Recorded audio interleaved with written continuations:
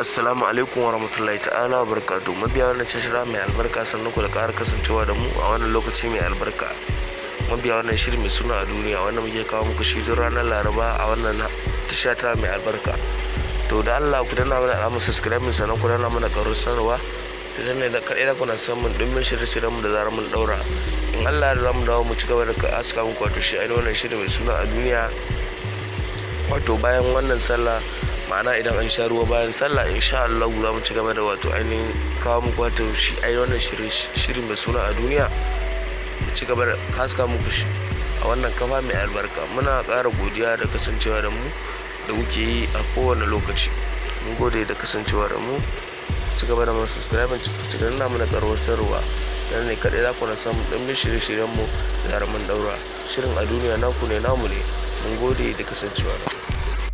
Assalamu alaikum wa rahmatullahi ta'ala barakatuhu. Mabiya wannan shiri na mai suna 3 wanda muke kawo muku shi don ranar Juma'a da misalin karfe 7 na dare. To jama'a da Allah yanzu menene zai kasance a shi wannan shiri mai suna 3 da muke kawo muku shi, inda wato ainihin inda kuka san Faisal wato ainihin ya auri wannan hajiyar.